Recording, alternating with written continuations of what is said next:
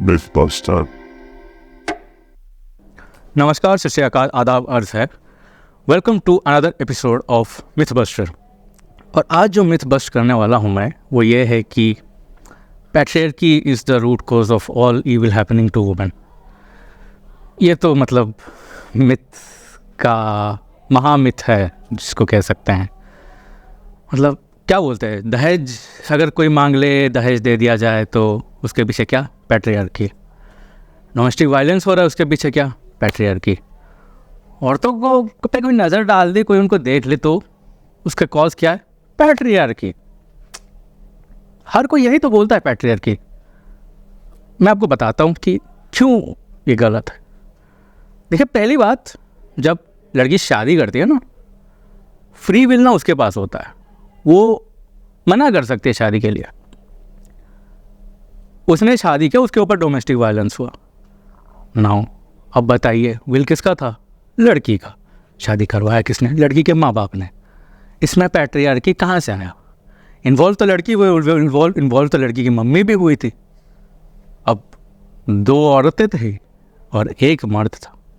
शादी के बाद एक और मर्द आया, तो यहाँ पे कहाँ से आया patriarchy? See, the issue lies with arranged marriage. आपको दिक्कत होनी चाहिए अरेंज्ड मैरिज से। ये डोमेस्टिक वायलेंस के केसेस में बाहर कम होती है। हम यूएस से बहुत कुछ सीखते हैं। कपड़े ले लेते हैं, केक कटिंग ले लेते हैं, सीरीज़ ले लेते हैं, लेकिन ये चीज़ें नहीं सीखते हैं हम लोग। वहाँ पे ये अरेंज मैरिज का सिस्टम है ही नहीं। जो होता है, या तो प्यार करके शादी करो या मत ही करो। तो वहाँ पे इसी वजह से ना, आप देख सकते हैं, आप या तो गूगल कर लीजिए या फिर आपका अपना कुछ खुद का जो भी ट्रस्टेड सोर्स हो वहीं से देख लीजिए कि वहाँ पे ये इंसिडेंसेस ऑफ डोमेस्टिक वायलेंस बहुत कम है। और this is the reason why. इसके अलावा जो दहेज प्रथा होता है, have you ever heard of this dowry system in US और any other so called developed nations? No, I haven't. Why? यही है कि अरेंज मैरिज एग्जिस्ट नहीं करता उधर। Do you think it's a coincidence? I don't think so. The thing is कि the root cause of all this things, ये जो दहेज प्रथा है, ये जो डोमेस्टिक वायलेंस, इन सबको ना रोका जा सकता है सिर्फ अरेंज मैरिज की प्रथा को रोक कर। अपने लाइफ पार्टनर को चुनो, लड़की हो या लड़का, वो चुनेगी। पैसा देना है नहीं देना है आपस में ही आप डिसाइड कर लो, समझौता कर लो। मारपीट करनी है नहीं करनी है वो भी कर लो डिसाइड। अगर करता है छोड़ दो, केस कर लो, जो भी करना है कर लो। बट अरेंज मैरिज के कारण क्या होता है पता है?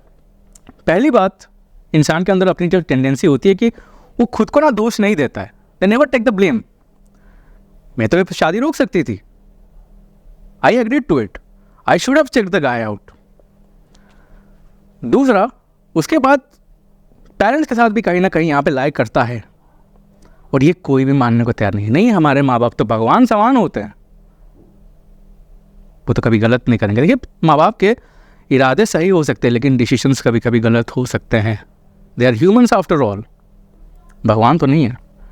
अब जब हमसे ब्लेम शिफ्ट कर दे, हमारे माँ बाप से ब्लेम शिफ्ट कर दे, फिर किस पे डालेंगे? अरे पैट्रियार्की, इस पे ब्लेम डालेंगे हम लोग। नज़र भटक जाती है।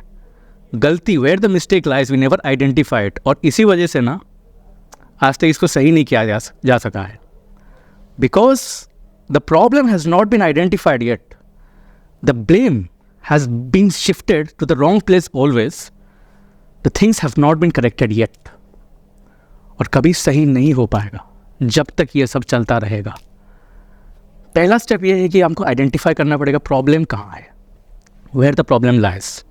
उसके बाद ही हम उसको सही कर सकते हैं। प्रगति और उन्नति उसके बाद ही संभव है। सोचेगा ज़रूर इस पर। उतना ही कहना चाहूँगा। धन्यवाद।